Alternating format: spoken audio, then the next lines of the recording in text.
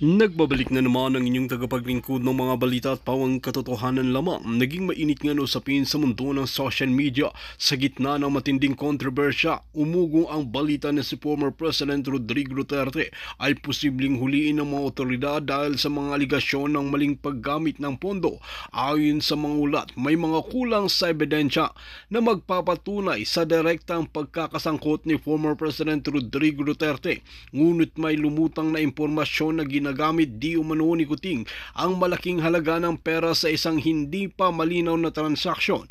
Sa kabila ng kakulangan ng konkretong pruweba, iginiit ng mga kritiko na dapat imbestigahan ang mga detalye ng insidente.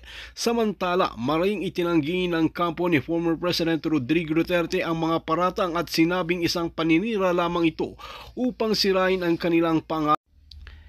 Pinag-aaralan ng mga abogado ang mga dokumenteng isinumiti ng mga otoridad upang mapatunayan ang kawalan ng basihan ng kaso. Gayunpaman, patuloy na umiinit ang sitwasyon matapos maglabas ng payag si Kuting na handa siyang humarap sa anumang investigasyon. Ayon sa ilang insider, posibleng may mas malalim pang issue sa likod ng kontrobersya na ito.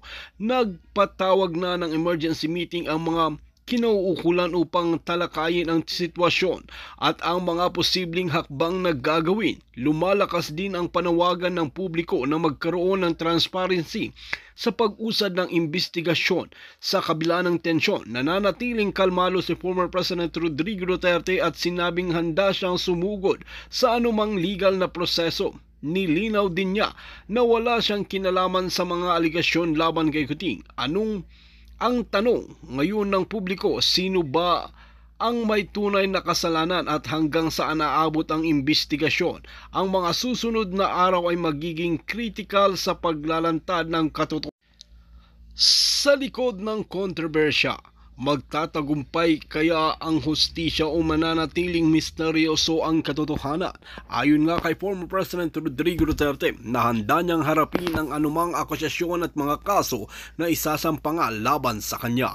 Well mga kaibigan, para nga sa karagdagang impormasyon, panoorin nga natin ang buong video. At kung bago ka lamang sa akin channel, huwag kalimutan i-click ang subscribe button at notification bell para lagi kang updated sa ating mga bagong video. At para sa solid viewers natin dyan, maraming salamat sa walang sawang pagsuporta. Ngayon, yung lawyer namin, di ba, ni Robles, na, magigisa sa'yo sa korte kapag nagkaroon ng gisa and everything. Kaya matakot ka na.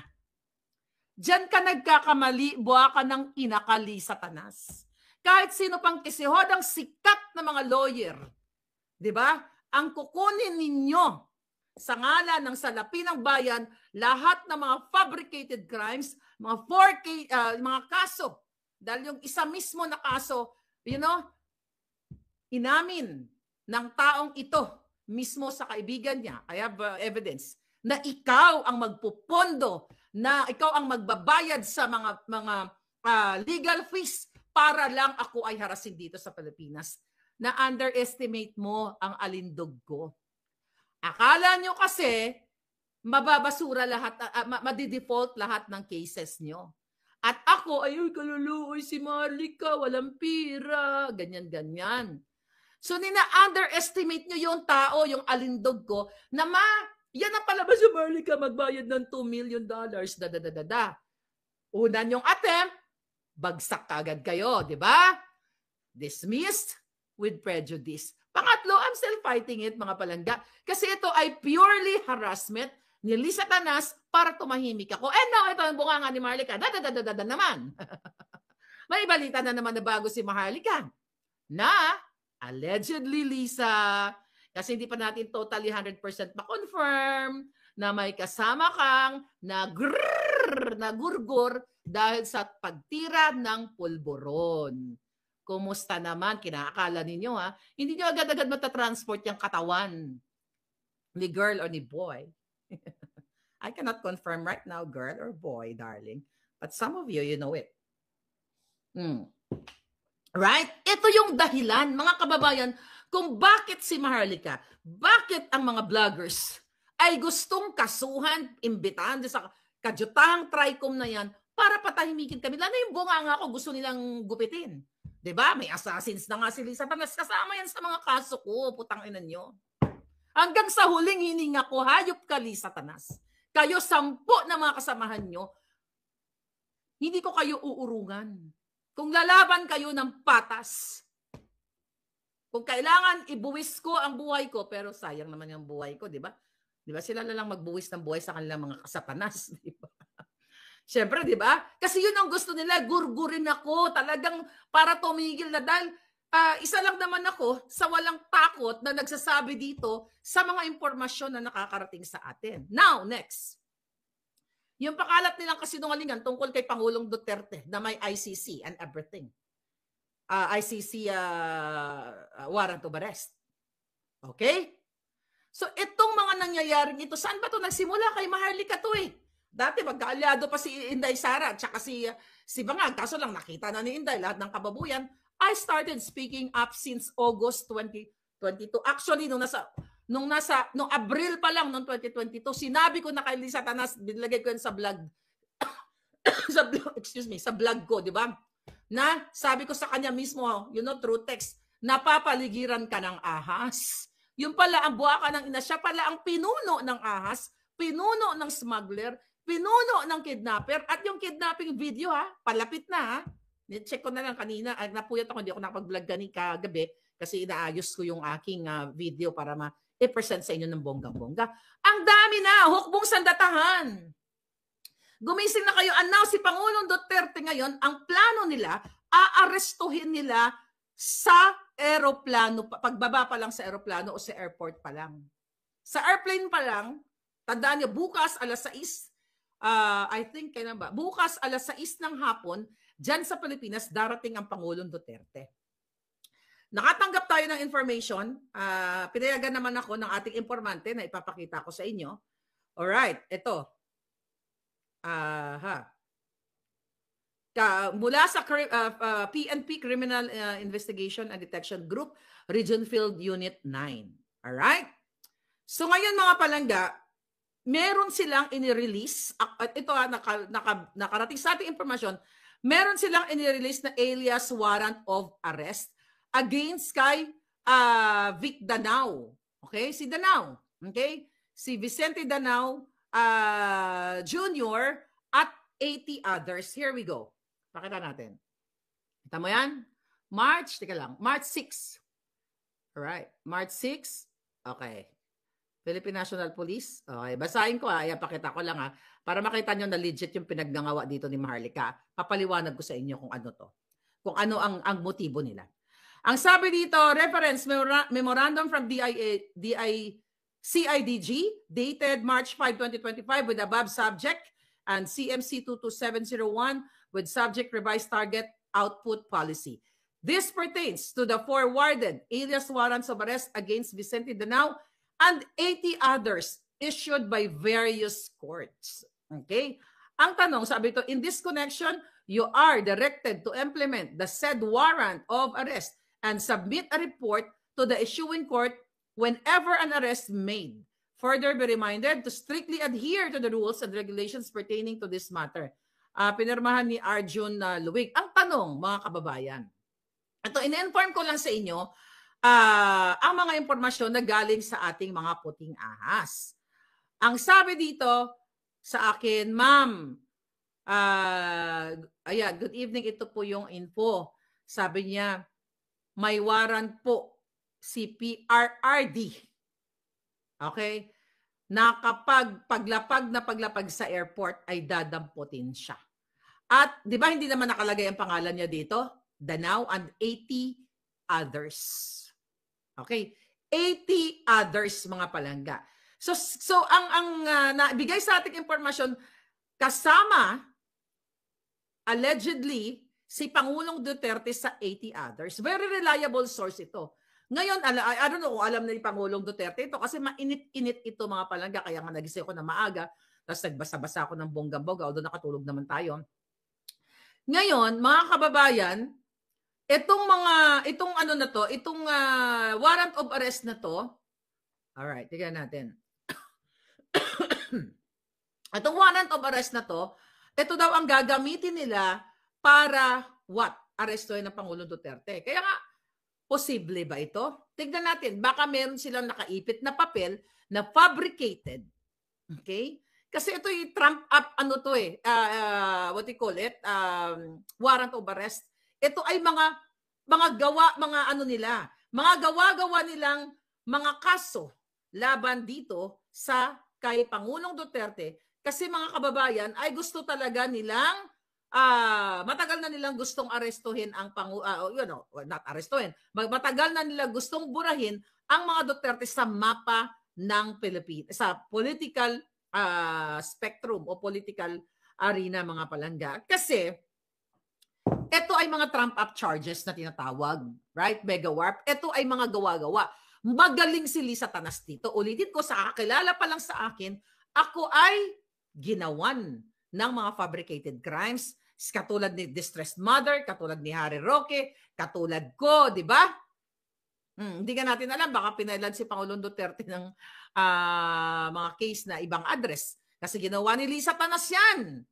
Oy, who's that? Former DICT Secretary Ivan Uy, di ba? Balita ko na yan, di ba? Napag-utusan ka noon ni Bangag, ay ni Lisa Tanas, na maggumawa ng address ko. Ang syunga-syunga mo, di ba? May ginamit kayong firm. Remember that firm? Kumuha kayo sa Pasig. So ito ngayon, ito mga nangyayari ngayon, lahat ito ay gawa ni Lisa. Pero wag kayong mag-alala.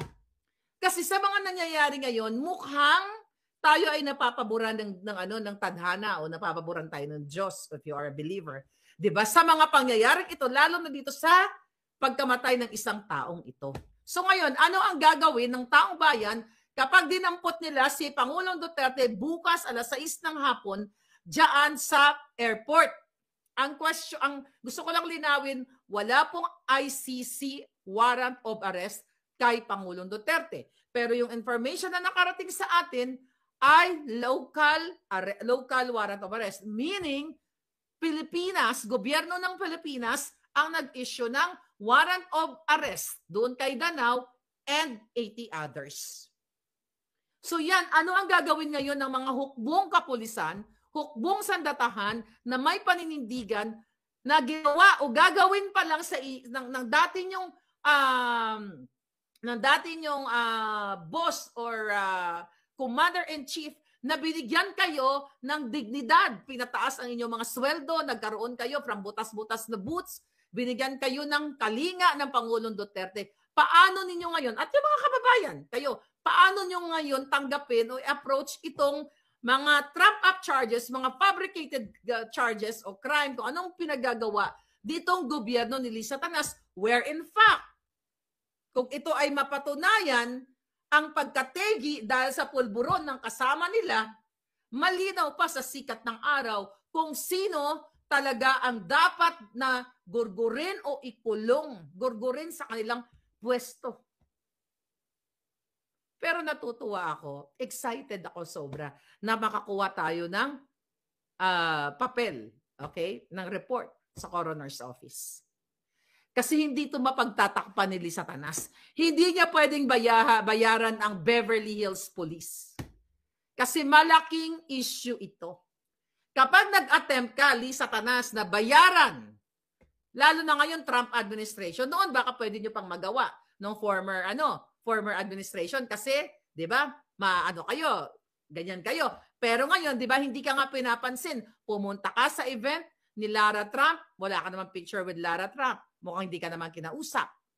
Kahit anong gapang mo, Lisa, kay Trump, makausap mo man yan later on, alam na naman ni Trump na ikaw ay, at ang asawa mong Bangag, Adictus Benedictus. Kasi nga, alam niya na, sinulatan na namin. So kung mag-beat up man niya mga yan, chika-chika, boom-boom na lang yan, out of, bilateral chuchu. Pero, 100%, isa-sure ko sa inyo, alam po ng gobyerno ni Trump na si Marcos Jr. ay Adictus Benedictus. Isinanda natin yung yung forensic authentication. Tapos ngayon, idadagdag ko to. Inaantay ko lang yung coroner's report para i-forward ko na naman. Ipo-forward na naman natin na kasama ng First Lady Satanas na tegi sa Beverly Hotel at na-overdose kasama Galit si Trump sa Pulboronic, pinagde-deport na nga yung mga ano dito, di ba? Yung mga kartel. Oh, yan. Sabi ko sa inyo, ang sabi nga, ang gaba dili gyud magsaba. Ang karma, whether good or bad karma, kapag gumawa ka ng kabutihan, good karma ka. Pag gumawa ka ng kaibil-ibilan, kaitim-itiman, katulad ni Lisa, kidnapping, smuggling, kaya tingnan mo. Namon ko nga yan, asan ang kaso mo? Asuhan mo ako, Lisa, para magbanggaan tayo sa korte, putang ina ka. Sa kidnapping case mo, para naman magsama kami ni distressed mother kung paano ka namin durugin. Yeah? Pinakita ko nga, yan. No? I hope nakita yan ng abogado mo na si Vasquez. Diba, nakita nyo, viral din sa Boljakan, tinag ko pang bonggang-bongga. Gusto ko lang ipakilala kay Camille Vasquez kung sino-sino yung mga nare-represent niya. Do you think natatakot ako sa buhay ko? No. Ba't nag-iingat ako? Hindi ko bibigyan ng kasiyahan si Lisa Tanas na magurgur lang niya ako somewhere. Actually, alam ko ang kanyang, yung kanyang activities. O, ini-invite ako, Palangga, ganito, ganyan. Sabi ko, Julul, Palangga, bahala ka na dyan. May mga galamay ako dyan. Sabi ko, kunan mo yung pagmumukha ni Lisa Tanas na tinusukan. Tinusukan ng pulburon. Masunurin yung mga Palangga. Okay, may mga picture tayo. Akala mo, lahat nagpapapicture sa'yo, gusto ka, ulul. Actually, may nagtanong sa akin Ang sabi sa akin, hindi nagtanong, nagsuggest. Ang sabi sa akin, Palangga, hindi ka ba magrarally? Nandito ang Satanas. At itong taong nagsabi sa akin, itong babaeng ito, okay? Actually, hindi siya babae pala, binabae. Itong binabaeng ito, kasi mukha siyang girl talaga, ay nandoon, may picture kay Lisa Tanas. Di sinend sa atin ng bonggang-bongga. Ang sabi sa akin, talagang pangit-pangit pala taga ni Lisa Tanas. Talagang halatang nagpatuslok ng formalin. Hindi, sabi nga sa akin, mag-rally ka ba? No, I'm not gonna waste my time. Sa isang sala, ba't ako magra-rally? Dito na ako sa harap po, mas maraming attendees. Sabi ko na gano'n, picturean mo lang ng bonggang-bongga. Tapos, actually, message ko ngayong morning, itong si Palangging. Sabi ko, oy, akla. Sabi ko, ikaw sabi ko na gano'n, alam mo ba to? Na may nagurgor dahil sa overdose daw ng Pulboronic. Mukhang tulog pa, hindi pa tayo sinasagot. For sure, alam niya ito. And now, mga kababayan, ito, gusto ko kayong gisingin. The reason why ang 79 years old, almost 8 years old na Pangulong Duterte, kanilang aarestuhin para humina na nga yung Duterte senators at ang mga Duterte. Well, it's up to you kung papayag kayo na gagawin ito sa unang-una, elderly na at hinaharas na may nagawa sa inyo, sa bayan nyo, sa mga OFW, kung papayagan ninyong ganitong gawin kay Pangulong Duterte. Ako, 100%. Maybe may mga nag-a-advise kay Pangulong Duterte na maybe you can stay here in Hong Kong para, kasi yan ang mga palabas na mga buwakan ng ina. Si Pangulong Duterte, na-enjoy niya na yung buhay niya. So, hindi yan magtatago kahit saan. Uuwi yan sa Pilipinas. Hindi yan takot mamatay o magbuwis ng buhay para sa kanyang bayan. Okay? So, yan ang katotohanan yan. Uuwi yan sa Davao sa kanyang lupang tinubuan. Hindi yan magtatago taliwas sinasabi ng mga julul na mga Pulboronic supporters o Pulboronic vloggers or yung mga nasa paligid ni Bangag. Alright. Ngayon, mga kababayan, ano ang inyong opinion patungkol dito sa nagurgor dahil sa di umano na overdose sa pulburon? Exciting ito, mga palangga. Dito na natin mahubaran si Bangag. At sana kasama si Bangag dun. Diba? Weekend na ganap Wala siyang, I don't know kung, hindi ko pa nakita kung anong ginagawa ni Bangag. Hindi natin alam, nakasama pala. Di hubaran siya. Hubaran na ni Trump yan. Papa Trump o Lolo Trump, go, go, go. Alright. Okay. Aba, mayroong mga pinadala si Bangag. Okay. Let me gurgur you for 1 second, darling. Bye. Anyway, yan. Kaya tingnan mo. Ang dami pinadala ni Lisa Tanas na troll. Hoy! Lisa Tanas! Patawa-tawa ka pa with your formalin look, ha? Formalin look na pagmumuka, di ba? Imagine mo, may namatay ka ng kasamahan dahil sa overdose, nakukuha mo pag tumawa at magpa-party-party ka pa. Utang ina, saan ka nakakita ng taong yan? Demonyo lang ang may ganyang klaseng pag-ano. At bakit walang announcement kaagad nung pagkamatay? Bakit delaying tactics? Daming troll, mo yan. Cheers para sa mga bayaran ni Lee Satanas. Save the earth. At darating ang panahon, pati kayong nakikinabang sa pera ng bayan, mananagot kayong mga buwaka ng ina ninyo dahil ito sunod-sunod na ang nangyaring gaba sa inyong mga boss. Pero pagtatakpan yan. Pagtatakpan ng mga jutang genemes na yan. Yes! Your mood, your music. Hair follicle test for Lee Satanas, sabi ni Jen Gatchi. Okay? Itong nangyayari ngayon sa ating bayan, lahat pinagtatakpan. Cover up yan. Yung kay Pangulong Duterte. Kasi nga, nakita nyo yung support ng Hong Kong, talagang overwhelming. Talagang nag-iiyakan yung mga tao, nandoon pa rin yung Duterte Magic. Tapos, ang kaliwat kanan na mainstream media na ang report tungkol sa aresto ni Pangulong Duterte sa ICC, ito ay cover up na katotohanan na malakas pa rin ang mga taong bayan at naniniwala pa rin sa magandang nagawa ng Pangulong Duterte. Kasi if you compare the Hong Kong event, grabe yung mga tao, genuine talaga. Yung kay Lee Satanas, yung kay Bangag, pag pumupunta sa mga probinsya, nakita nyo naman sa mga reels. Inuutusan pa yung mga tao, pak. Palakpak. Di ba?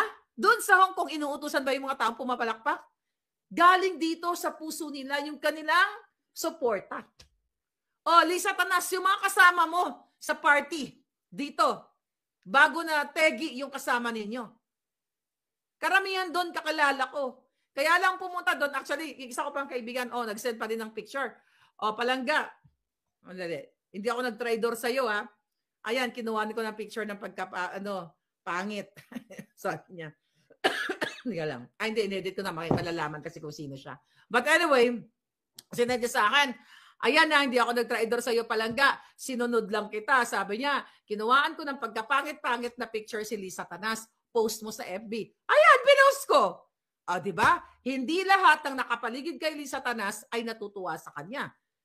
Sabi ko nga, ini-encourage siya kung mag-rally. Kaya sabi ko, no. Unang-una, hindi ako mag-waste ng panahon sa kanya. Diba?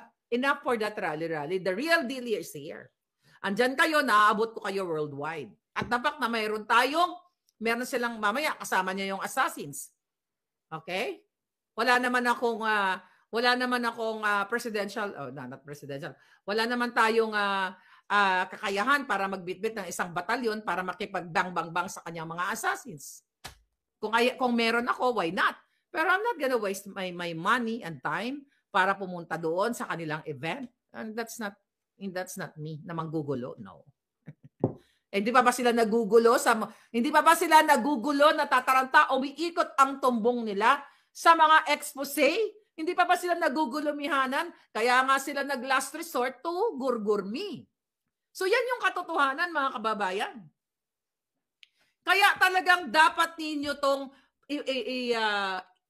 i-monitor itong issue na to. Abangan nyo dito sa channel dahil ilalabas natin the moment na makakuha ako ng kopya ng cause of death. Then wala! Ito na siya, bonggang-bongga. At abangan nyo din, I know, nag-iintay na kayo sa revelasyon ni distressed mother na pinakidnap ni Lisa ang kanyang 2 anak.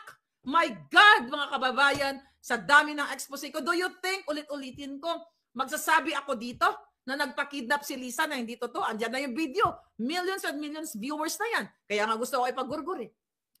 At dapat managot si Teddy Boy Locsin Jr., ang kanyang asawa na si Maria Lourdes Barcelon, dahil yan ang kinasabwat ni Lee Satanas noong 2022.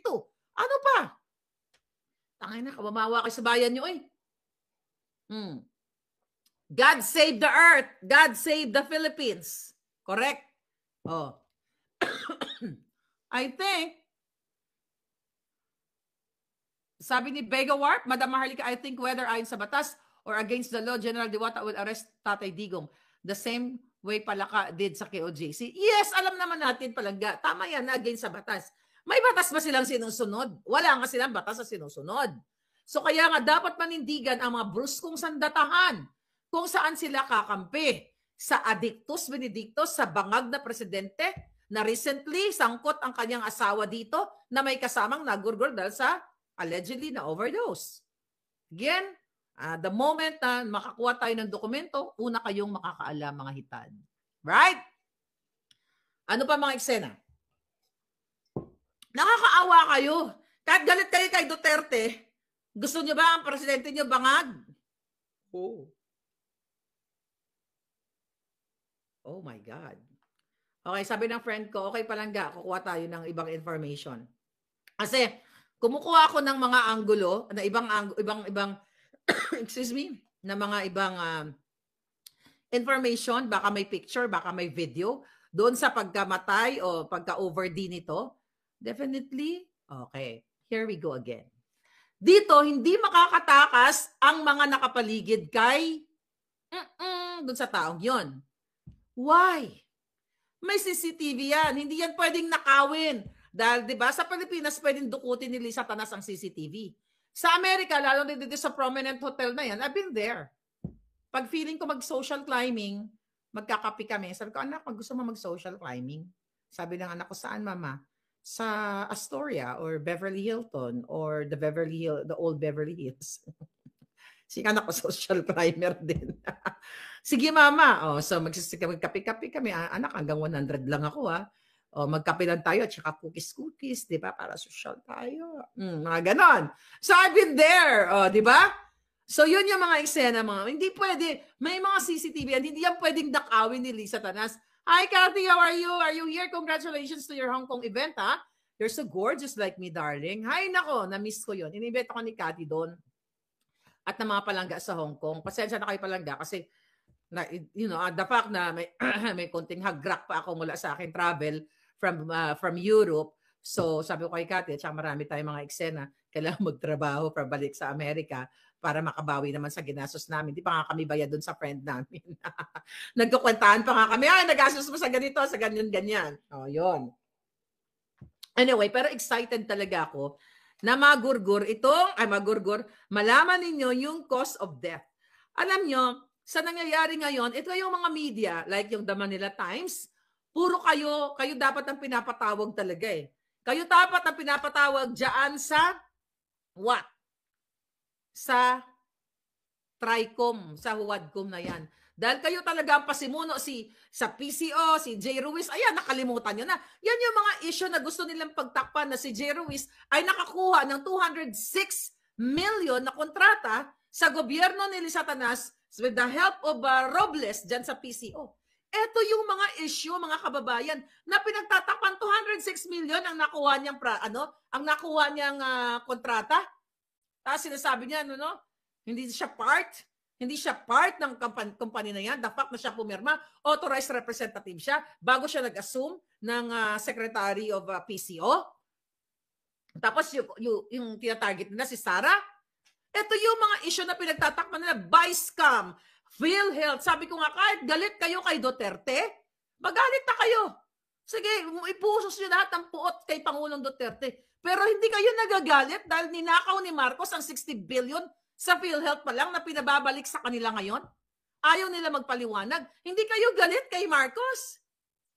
Kay Bangag at sa kanyang mga kaalyado na multi-billion dyan sa Vicecam report na ayaw nila ngayon. So, ayaw nila, gustong harangin ni Bangag, ni Lisa Tanas, ni Kimbo, ni Tambaluslos na ayaw nilang umattend sa oral argument sa Supreme Court. Magalit kayo kay Duterte. Sige, talagang ibuso yung galit ninyo. Mayroon bang ni-report na talagang makita mo na si Duterte ay nagnakaw ng 60 billion, 40 billion? Wala. Ano ang inaano nila? Hinahighlight ng mga buwaka ng inang media na to. Hindi ba yung 125 million na confidential fund ni Inday Sara na were in fact galing sa opisina ni Bangag? At yan ay hindi napatunayang ninakaw niya dahil na ipaliwanag na yan sa Office of the Ombudsman. Okay? Ngayon, mga palangga. Okay? Ngayon, sige, magalit kayo kay Duterte at sambahin nyo si Bangag. Sabay niyo siya ng bonggang-bongga. Okay. Okay, may nag-message sa atin. Dahil kasi.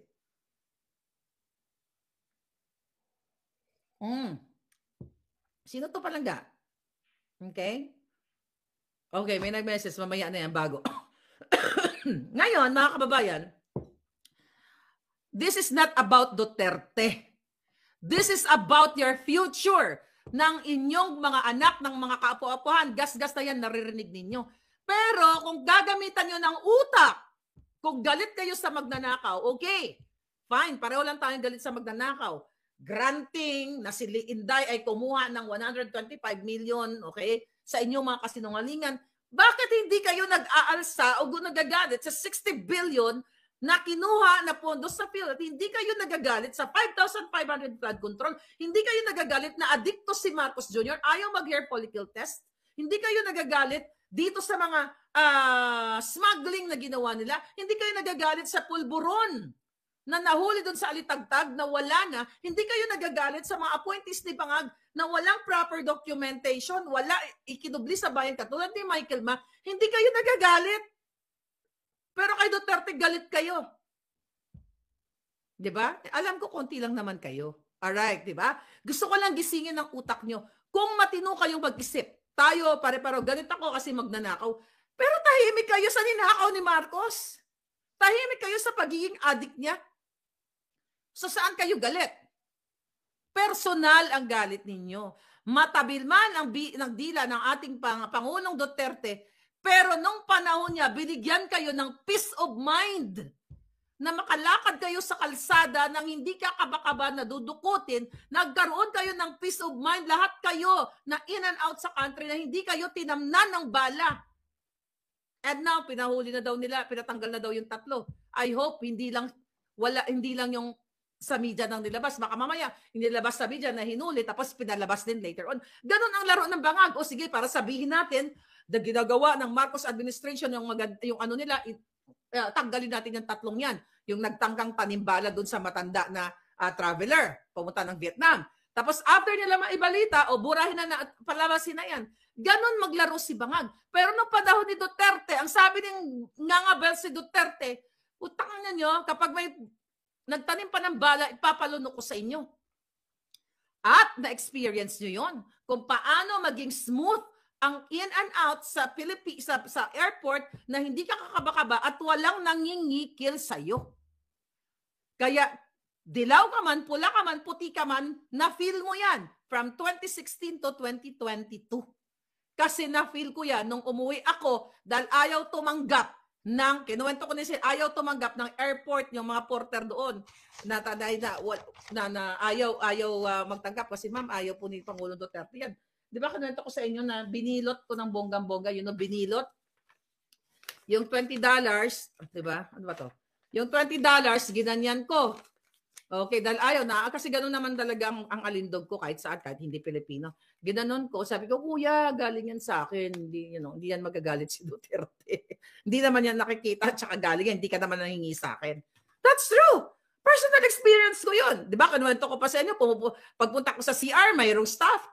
Bibigyan ko $20. Ay ma'am, hindi po, bawal po yan sa amin. Hindi, wala namang CCTV dito, tsaka hindi mo naman hiningi yan, binigay ko yan sa'yo. Yung mga ganon takot, meron kasing will yung presidente na linisin. Si Bangag, lahat magnanakaw. Takot ba sila? Sabi ko, baka sabuat pa ni Bangag yun. Baka sabuat pa ni Bangag yung mga nangingikil dyan. So ngayon, mga palangga, sino to?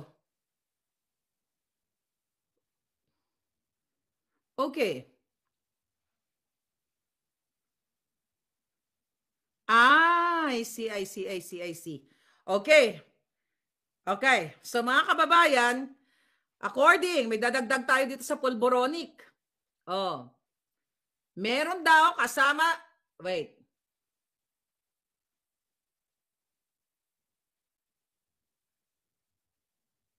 Okay, I know this. So, meron pa daw kasama si Lisa Tanas na isang designer,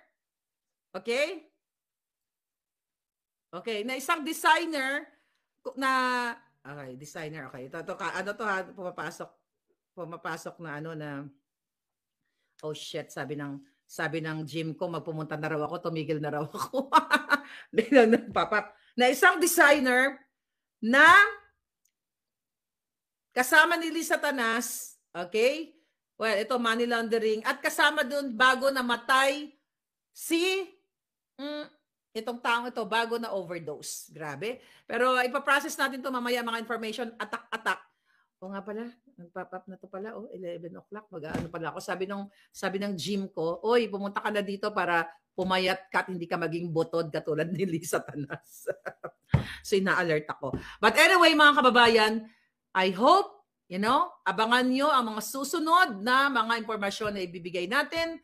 Pero, abangan nyo din ang Pangulong Duterte. I'm not sure kung diretso siya ng Davao or ng Manila. Kasi alam ko ang Cathay, yung Cathay ba? Cathay or Cathay, like Cathy. Cathay o Katay. Saan may, Yung Cathay ay talagang, mayroon Davao straight flight from Hong Kong. Manila Terminal 3 ba? Okay, yun. O, abangan nyo si Pangulong, si Pangulong Duterte dyan.